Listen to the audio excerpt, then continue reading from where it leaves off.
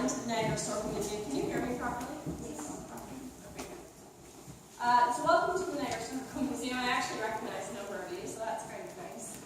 But you might be bored by a few things that I'm saying. Really, my portion of it is just to talk about the museum itself. The Niagara Historical Society has been around since 1895.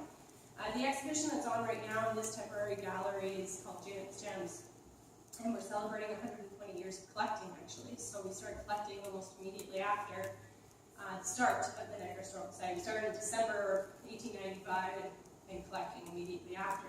So several of the pieces that you see on display in this room have been in the collection since the very beginning. We dated it from anything that came into the collection from 1895 to 1925, which is Janet Carnahan's time here as the president and then curator of the Niagara Historical Society, pieces that came in during her time, which range from domestic pieces to Laura Secord items, which are one of the sites that has probably a majority of the Laura Secord artifacts, actually from her relatives, redcoats, First Nations pieces, military pieces, First World War, and then some kind of cabinet of curiosities and various other pieces.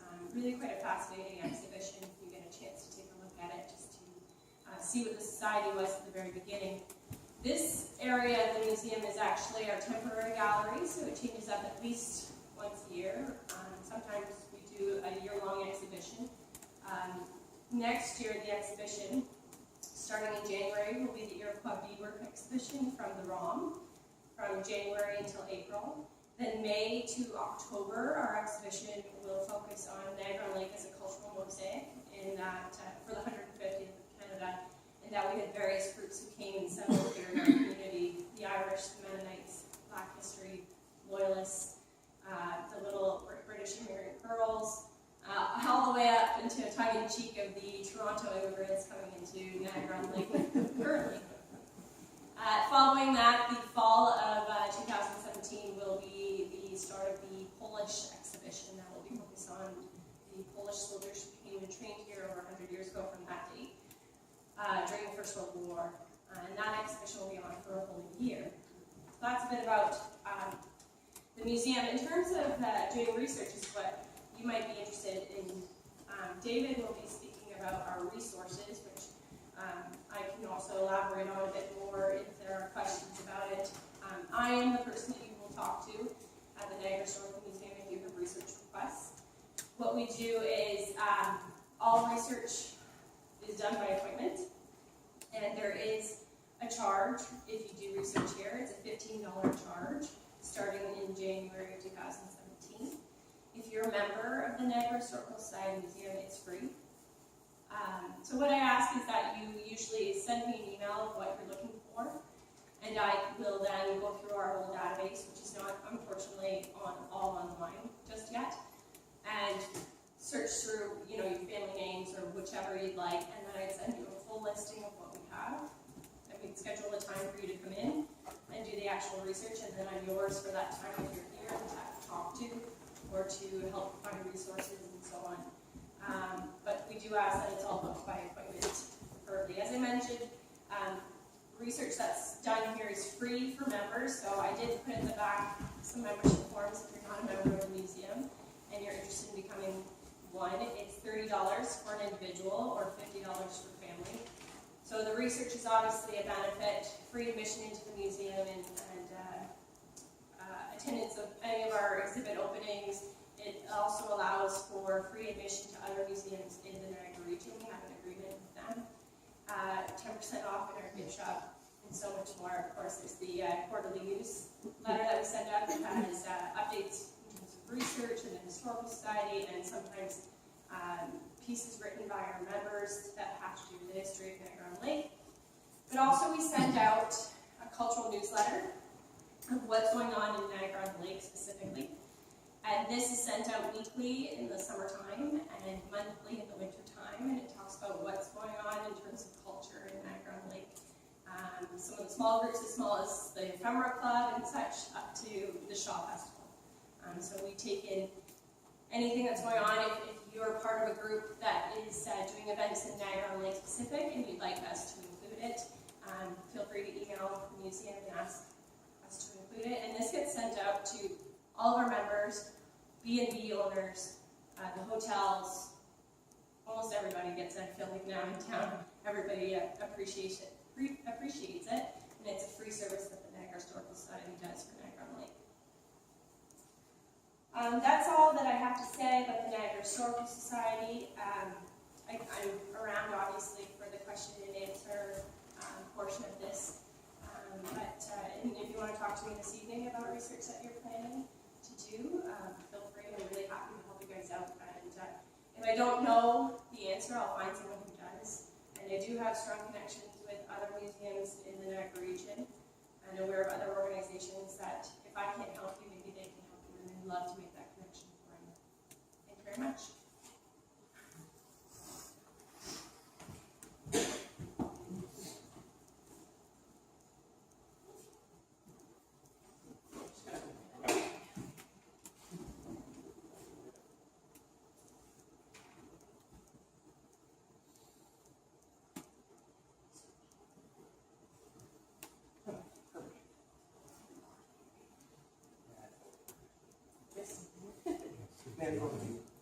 Yes.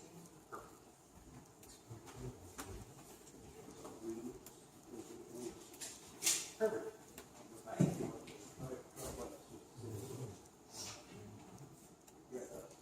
There we go.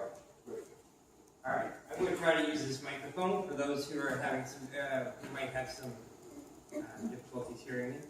Good evening, and I just want to welcome you. My name is Steve Fulton. I'm chair of the Niagara Branch of the Ontario Genealogical Society. I'm also vice president of the Ontario Genealogical Society and also a technical person with the organization as well. So there are many faces here I don't recognize tonight. There are some that I do. So we're kind of getting a swap going on here. And what I want to do before David comes up is just to explain a little bit about our organization, and you may already know. But our organization has been, the OGS has been around since the 60s, and the Niagara Branch has been around since 1980. And I really just want to say that we're a group of genealogists, passionate in connecting to our past, and passionate about assisting other people to connect to their past. Genealogy, if you are actively searching, is just a massive hobby. It is worldwide. It is, if you talk about it in a dollars and cents kind of environment, it is a multi-billion-dollar industry. And genealogists will go to great lengths to solve that. And we just want to talk a little bit about our branch tonight. Just recently, I watched a video about from a gentleman who is the now past president of the Federated Genealogical Studies group out of the United States. And he was asked the question if genealogical societies are still relevant. And it was an honest question, and quite honestly, other genealogical societies, including the OGS, have asked that very question. And this is my answer, and this was his answer. We kind of share the same statement. He takes the south, I take the north. Genealogical societies are boots on the ground. You cannot pay for the boots on the ground, you cannot pay for the social networking that you can find through commercial websites and stuff like that. It's impossible. I've never seen someone from Ancestry or Find My Past digging through the back brush for 2 years looking for one headstone. Trust me, I have pictures. My cousin Joe, standing in the back, who's trying to ignore me at this moment, took pictures of me going through thorn bushes because he said, "Oh, it's just in there." Okay, I'll go. I never had so many thorns in the side of me in my whole entire life because someone, 25 years ago, said that the headstone was beside the lilac tree. Are you kidding me? 25 years ago, you are going to mark where a headstone is beside a lilac tree. It took us 2 years to find it, and it is now GPS, photographed 6 ways to Sunday, and we met the owners. And I think we got a carton of eggs off of them too in the process. Hey, he let us on the property, so we had to give a little to get what we needed. So our organization is the Niagara Peninsula Branch. We cover the Niagara Region. It's very important to us. And we just want to strongly encourage people to check out our website. Just recently, we have partnered with the Thorold and Beaver Dams Historical Society, as Thorold is now starting a museum, and we are now in Lock 7 Viewing Complex. Our office is there, some of our resources are there, but our library is in the Central Library of St. Catharines, for those who are needing to do research. One of the key things about our website is we have indexes. And indexes, every genealogist, every historian loves indexes. Just like Ancestry, you go there, you type in a surname and stuff like that. So some of our indexes is from Morris & Sons Funeral Home, the oldest funeral home in Canada. There's an index from 1828 to 1965 on our website, so from Niagara Falls. We have surname indexes. We have even a miscellaneous publication index, which is really neat because I've actually been able to put someone's name in it. And because the publication is of different times, dates, you can actually see that person moving across the region from a general store ledger to a land record to, this document, a church document. You can see their life starting to go. So I would encourage you to visit that. It might be a resource that you can use. Again, we're part of the OGS, which is 30 branches across the province of Ontario. Okay, we don't cover every county in Ontario. We have affiliations with some organizations if we don't cover that area. But they're same like-minded people. Again, we want to encourage people. We want to encourage people to connect. But if anything, is to learn and to teach the younger generation of where they come from. And to collect that information. And that's what's important to us. One of the other projects that we're very proud of is the Canadian Headstones Project. The Canadian Headstones Project started about 5 years ago. And we have some very dedicated volunteers in the audience, but they always hate when I make them stand up. So I will. Not right now. And what the mission of this project is to photograph every headstone in the Niagara region and put it on this website. Does anybody have any idea how many cemeteries there are in Niagara? Okay, Joe. Joe's our cemetery coordinator. Put your hand down. What's up, Chief? The project is massive, but we have some very dedicated volunteers that are going out to cemeteries, taking photographs, going on private property, getting the photographs, putting it on the website. The public was already doing it. So it was either lead, follow, or get out of the way. So we wanted to make sure that the information was accurate, so we decided to get involved with the organization. They have a long-term plan. They have a board of directors to protect this information if the owner was to pass away. And it's a great resource. It's an absolutely fantastic resource. It's all searchable. It's all free. You can go online. It's all transcribed by volunteers. And the really nice thing is those cemeteries that are difficult to find, that are on private property, you can go here. And if you've got it done, then you can see the headstone. You don't have to go and knock on the person's door and try to get access again. And it's a digital record because we've seen many headstones from 10 years ago that are not readable now. And it's unfortunate due to, just the weather or vandalism or for whatever reason. And we're trying to make a digital copy of them. So, a great resource.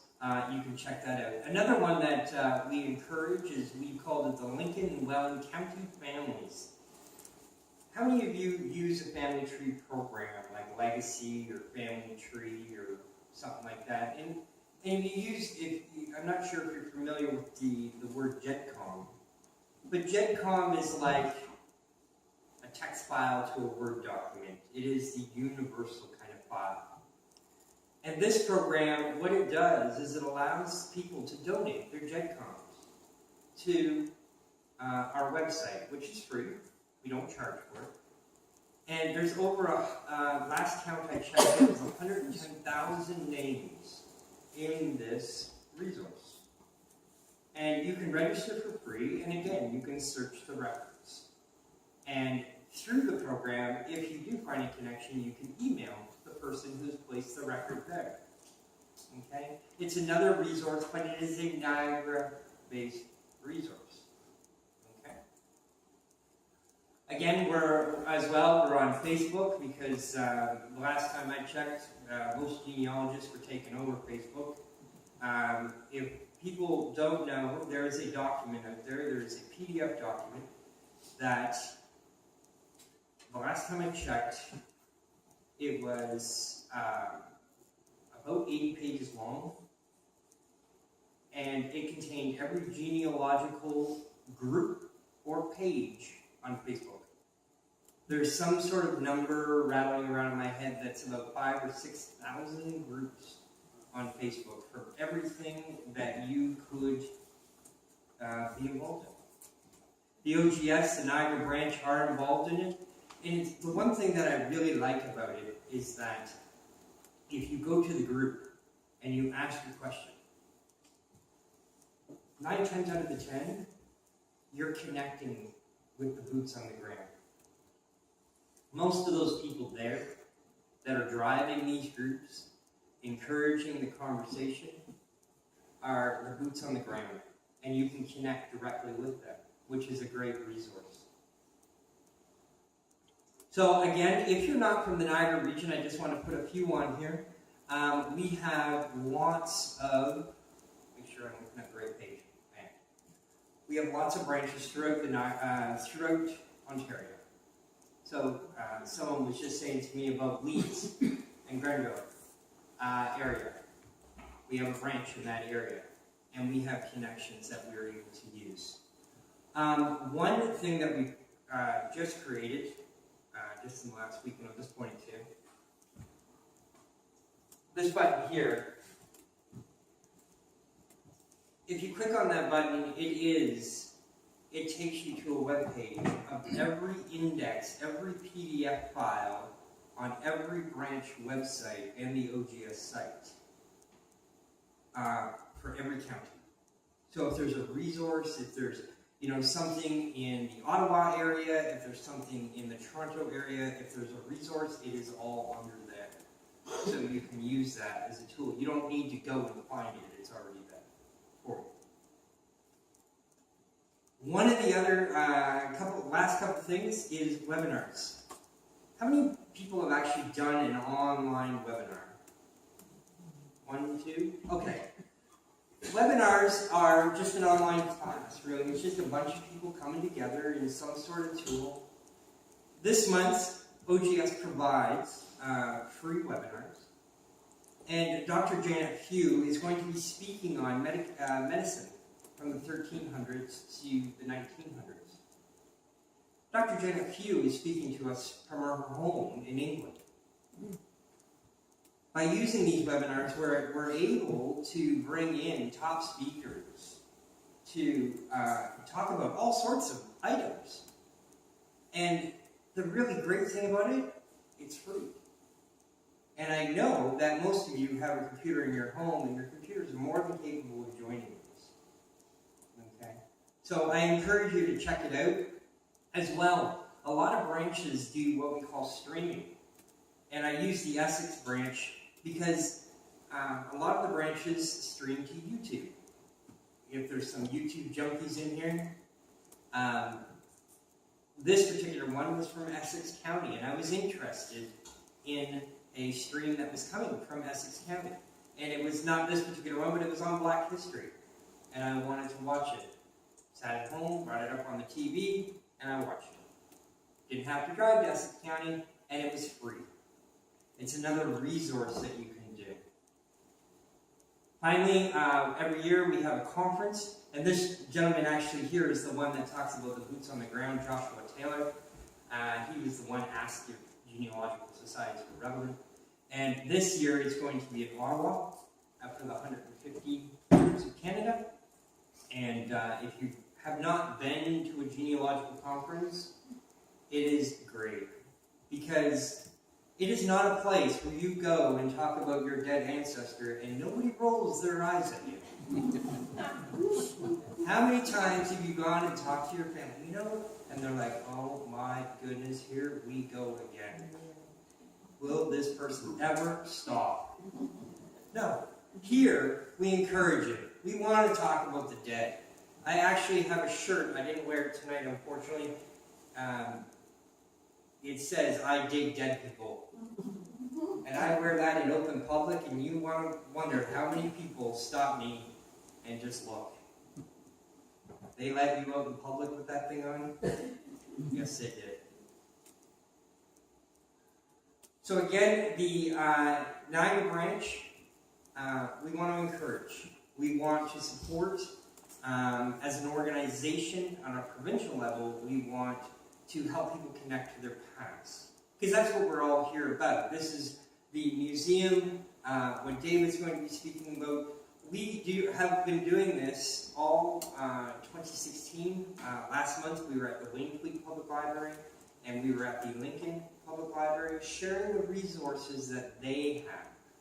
And tonight, that's what we're here for. It's not all about OGS and me trying to sell it all out. It's about understanding, and David's going to do that, is help us understand what this facility has that you can use to connect to your past. Because push come to shove, that's what we're all here to do, is to help people to connect to your past. So, David, I want to encourage you to take over, and I'll switch over to your presentation for you. OGS meetings all the time. It's great way to feel that you're running alone. Everything's working out. Can you hear me? Sorry, shall I speak up a little bit? Yeah. Is that better? Yes. I was just saying, I go to these OGS meetings, and I did it because I didn't want to feel alone. And I was doing all the work I was doing at the time on local genealogy here in Niagara Lake. I get started in genealogy because, to me, in order to look at family history, you have to have the bones before you can put the flesh on them. And the bones are the data that you have to collect about people, social history, about people, in order to be able to write what it must have been like to be around at that time for them and their environs and their family, their aunts and uncles, their children, and so on and so forth. And in order to have that information, the fact finding exercise in the process of writing history is genealogy. It's that bit of the work that you sort of have to do in order to verify that Johnny was actually the oldest child, and Charles was number 2, and James 3, and Elizabeth was 4, because, every eldest child always has to train their parents. And their life is very different than the number 2 child, or the last child in the family who might have to look after the parents in order to get the farm at the end of the day, and then have to live with their parents until they die actually on the farm. So that's the type of thing that you have to know about. And there are many, and there's a Laura Secord book out there right now that's I know it's only a children's fictional book, but the reality is it doesn't even get the order of the children right. It's things like that. It's sort of just basic. I'll talk about contact details at the end. Sarah's already touched on it. In the genealogy world in Niagara-on-the-Lake, we have available to us in the museum through volunteers a 150,000 person database of families in this area. That represents in excess of 500 families. We actually did the work because originally we wanted to know who had contributed to the development of Niagara-on-the-Lake. In order to find that out, what we did was we needed to know which families had done at least a generation here before they moved on. Let's say Western Ontario, for example. And we found out that 83 families had been here for more than 30 years. And that was a start. But in order to find those 83 families, we had to do 250 family trees from the country of origin of each of those families all the way to the next place they went to. And that was the original foundation for the 150,000 individuals that are in our searchable database. And it's all connected work. It's not just a list of names. It's actually all connected. So there's his and her families in all cases. About 65,000 of those are the Mennonites of Virgil. What we did was we took out of Grandma 7, which is the master database for Mennonites, the information for those that have ended up in the Virgil area. And we've put those in there back to their origins in Prussia and elsewhere. So we know that there are maybe 3 or 4 Weems families, or 4 or 5 Penner families, or a number of different families out there of different names, Andre's family, etc. and so forth. And the other thing you find out about that is a history of each of those families without asking them for some terrible details that they had of how those families had to go through extraordinary situations in order to get here to Niagara-on-the-Lake. The information is written in the genealogy. The second thing is that we have now extended some of that work into other southern Ontario townships, obviously because cousins and aunts and uncles and so on have gone there. And so we've, in some cases, in order to make the family tree more significant, and every time Sarah gets a call for a piece of genealogy work, there's always a need to expand the family somewhat in order to provide a better response to that individual request.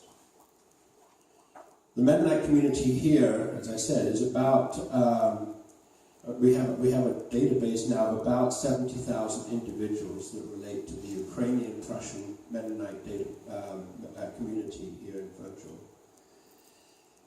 The other thing we did, which is important because it was just being discussed, is on the Canadian headstones.com, we provided the 6,000 grave markers in Niagara-on-the-Lake for the 30 cemeteries here. It does not include the backyard cemeteries, of which there are many in Niagara-on-the-Lake. For example, people were burying their children, that is, those that passed away, in their backyards right up until the Second World War. We have an area here in the country area where we know that 3 children were buried during the Second World War. Sorry. And there are other small, very small black cemeteries here in Niagara-on-the-Lake, in addition to the one that's most commonly referred to, which is the one at Mississauga and Street. Can't remember for a minute. In addition to that, we have the births, marriages, and death records for our churches transcribed and available online. and we have a significant number of individual family histories available. I put that in first because we talked to genealogy in this meeting, so I thought I'd start with that and then go to the what is in the Niagara Historical Society. The cultural resource of this historical society is quite unique. We get in excess of 200 research requests per year. We have a volunteer force approaching 500, of which over 100 are very active. We get about 14,000 visits a year here. That's about 120 visitors a week. We do 1 to 2 exhibitions a year, and we have at the present time about 1,800 Twitter followers and about 870 likes on our Facebook. So social media has hit Niagara-on-the-Lake's Historical Society, and we try to respond where we can. The museum holds between 75 and 80 cultural events a year. That is by far the largest number of social events occurring in Niagara-on-the-Lake provided by any institution in this community. The Past is Present Festival, the Kids Curators Program, the theatrical cemetery tours, the famous and infamous biography group, Polo on the Commons. We manage the polo event on the Commons this year. The film series, the lectures and the book signings. And we have a good heritage gift shop. We also are about to provide a mobile mini museum which will go out on the road to schools and to promotional events to provide history and heritage information which is derived from this museum. The museum provides mapping and cultural planning services to the town staff and committees. And at the present time, our website receives about 18,000 hits a year. Over 3,300 digitized artifacts online. Overall, we have something in excess of 50,000 artifacts which have been collected over the 120 years of this institution. And over 100 items a year are contributed to our collection. The sort of things that we separate our research files into are topics and themes, people, houses, church files, the town of Niagara-on-the-Lake files, if that's what you're interested in, and maps. The sorts of projects can be very simple, all the way from searches that are so simple that maybe a volunteer might be able to do, to a research task which Sarah has now announced is $15 per research task. Even if the museum is able to do it themselves quickly, they'll do it. If not, they will use some of the volunteers to help them get the work done.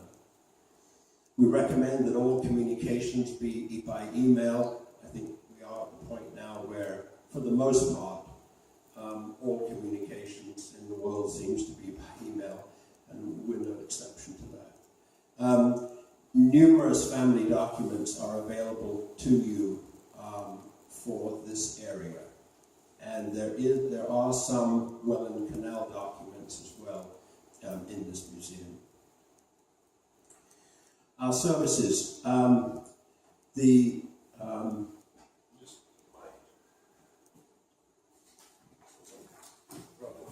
than getting a crick in my neck, I think I'll do it this way.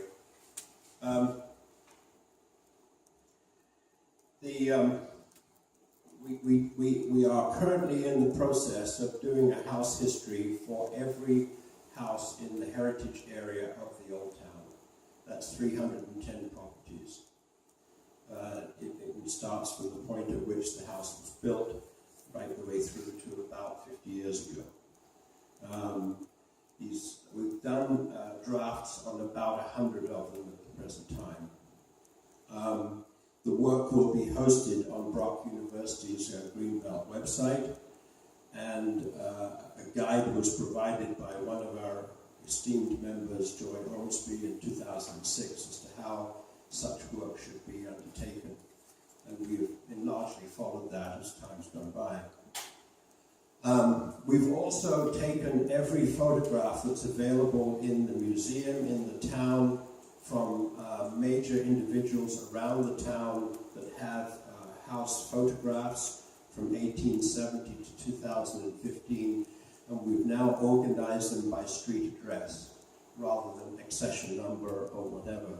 So we now have, in one database, 8,500 house photographs spreading from over a period of about 140 years.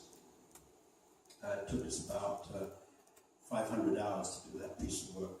That's about full-time, about 3 months. The town has a UNESCO committee, and the museum did the digital mapping for the proposal that's being put in by the town on the World Heritage Site designation submission that's going in January.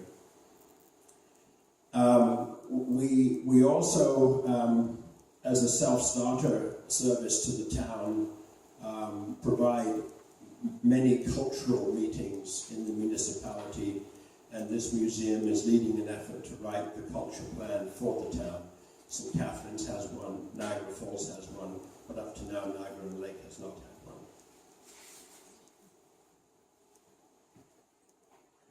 The volunteer services in the museum are quite significant.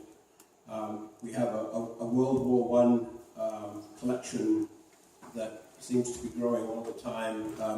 Our children's guides to Niagara history is absolutely essential for us. Children are part of our future. We just have to make sure that they find a way to be excited by the sort of work they do and can follow on in our footsteps. The photography galleries that we have for the town and in the town are good material that we've collected and assimilated into various different collages and forms and databases and so on and so forth, and so that information is available. The Society since 1896 has done numerous publications, and there are particularly in the early days 44 publications that are still available on the web that you can get access to today by going to the website of the Society. The largest section of our information is something in a section called Collection and Research under www.niagarahistorical.museum. And within that, probably the largest area is a group called Niagara in War and Peace, which we'll talk about in a minute. So if you get into the Niagara Historical Society website, you will see down the left-hand side under Collection and Research these various items, and you can go into them. And the reason we put this all together, frankly, is because we had a lot of people calling into the museum for information. Did my 2 times great-grandfather fight with Brock at Queenston Heights? Or where's he buried? Or is he related to that other person in the other street over there? And all this sort of social history, the facts, the genealogy of this town, if you like, this social history has now been put on our website and is available to you as it is available to the members of the museum. And that's a great advantage, because it means now that when we get questions, we either tell them, if they don't know about the website, to go to the website first before they start asking their questions. Secondly, if they have gone through all that material, that they're coming in terms of more juice for their family history than just the information about their great-grandfather. I'm not going to show you, I'm not going to read any one of these particular items. I'm going to deal with the headings. But I'm just going to say that there are many, many PDF files in our database under Niagara in War and Peace. And I'll come back to the headings in just a moment. But just to give you an idea of just the sheer numbers of documents that are available on this website, it's probably the largest set of social history material anywhere in southern Ontario, other than possibly the Ontario archives themselves. If you look at the headings in Niagara War and Peace, earlier conflicts which are about the Revolutionary War period, then there are a very significant number of documents on the War of 1812, primarily as it relates to the soldiers that were in the militias and in the regiments. Then there's a whole section on prisoners of war in the United States, that is the Canadian and British soldiers that were held in the United States. It tells you by prisoner of war camp, so on and so forth. And there is a book that the museum has published on that, and all that material is also available in that book. Later conflicts, such as the Mackenzie Rebellion, Fenian Raids, Niagara Camp, and so on. There's write-ups on those. We have transcribed the Rogers book on World War II so that all of the soldiers that went from here in Canada to the war in Europe is actually on the website, so it's been fully transcribed. And as much as we've got available on World War I is also provided as well. Then down in the last area is a tremendous amount of material. Early homes is material that's mostly been developed here. The land records were developed, were put together by a group of people who provided that information to Brock Special Collections, and we took the pieces from that that related to Niagara on the Lake, and so all of the Niagara on the Lake land records, as much as there is available, are now available on our website.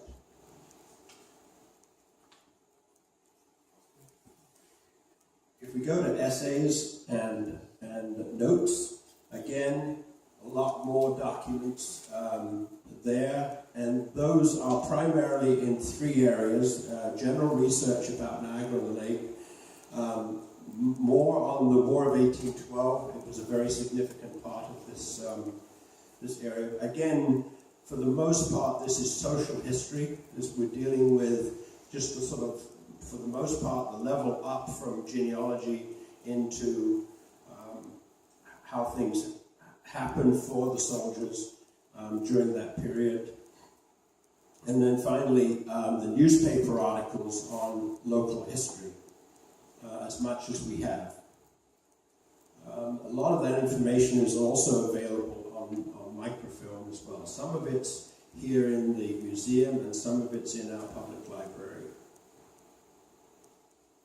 Finally, the links section is again an area where you can get further information on loyalists, early history of Niagara, the military history of Niagara, Miss Maria Rye's Western home with all of the girls that she brought over, thousands of girls that she brought over from England, the native history of this area, genealogy, transportation, and then some general topics relating to the history of Niagara and the local heritage and the like. So that in summary, you've seen the actual bullets. Each of those is a PDF, and you can download those PDFs as they're appropriate to your research. genealogy here, there is a genealogy workshop in the Niagara Public Library on a monthly basis. It's done so that people who are starting to find out about their family can get some assistance. And for those who are further along, if they have particular problems about certain parts of their family history, they can come along and ask those questions. It's sort of a combination of a seminar and a question and answer period. That's the best way to describe it. Best way to describe it. Fortunately, we have someone in the audience who can help me. Public library assets. There are some local history microfilms in the library on churches, institutions, our local newspapers of this area, individual and family papers, some 1812 war website information, and you can get for free in our public library access to Ancestry.com. We are currently negotiating the possibility of getting Find Your Past and My Heritage, but haven't done that yet. I suspect that may happen at some point. The Niagara Heritage Portal is also there, and it's a good digitized resource for further information. So there is a second facility in Niagara-on-the-Lake that we can go to get assistance. Further assets in the library are there are secondary source books in the library. There are 1812 war compensation claim information for our local area residents out of newspapers and so on around the 1816 through about 1820 period. Some information about the district court records are there, the William Johnson papers, the Peter Russell papers, and the Simcoe papers. So that information is there. Yes? That's in our library. Are they now in our library? That's all. But it's also in there. It's also in there. I think they said. No, they removed it. Yeah, They moved it down. They. Fair enough. You've only got 2 books now, and one's already been colored. All right.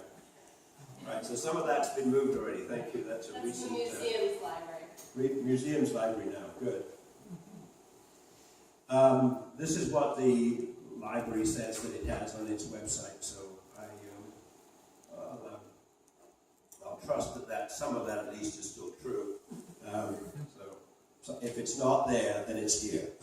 So you don't have to go too far between the two organizations. In addition to all of this, we have in excess of 100 oral histories with 130 hours worth of tape back to the 1970s with an index available in this museum. We continue to put additional oral histories in here. We just think that's an important part of collecting our history. Land records is another way of finding out how well people are doing in their lives in Niagara-on-the-Lake, and we've got a lot of information on land records. There are certain major portions of information like the Servos family information. There's a major reminiscences piece of work that was done about Sarah helped me 40 years ago. 40, 50 years ago, thereabouts anyway, by Joseph Masters. There is an 1812 site. There is a Niagara Eve of War property owners site and compensation claims again, and a memories website as well. So that information is available, and if you don't take it all down here, Sarah has it all memorized. The other thing that happened here not so long ago is that some of us got a feeling that we had all the history that we ever needed here, and certainly social history for that. And we hadn't done as good a job in documenting it as New England had. Some of us have lived or visited New England, and they have an extraordinary pride in their history. And we felt that we hadn't quite got to their standard of documenting our local history. And I have to say that in the last 10 years, and it's been in the last 10 years, we've done an exceptional job of putting together a lot of information on our community that wasn't there before that.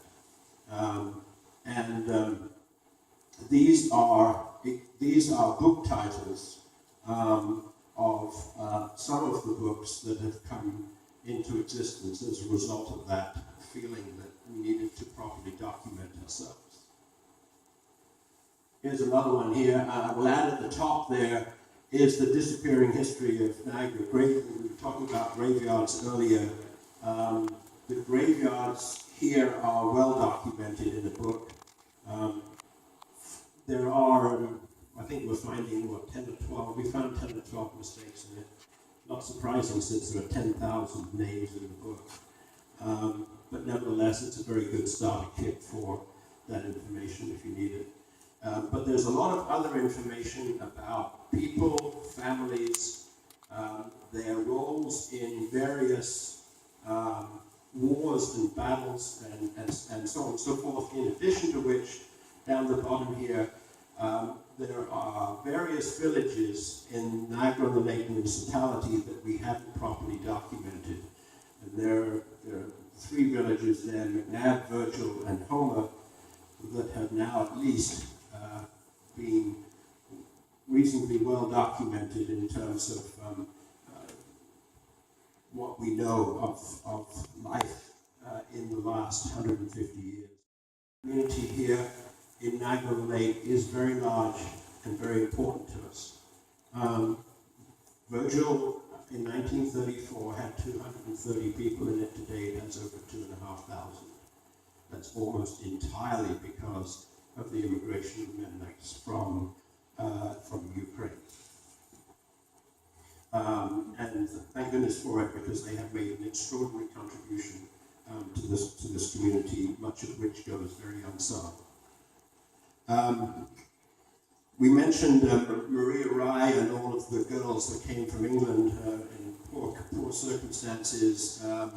There's a new book about to hit the streets, which is a historical fiction book on the building that was originally our old courthouse and jail, then became Maria Rye's Western home, and subsequently became the Polish Army's hangout for officers in the First World War. Excuse me, who's the author of that last book? Her name is Sharon Frame.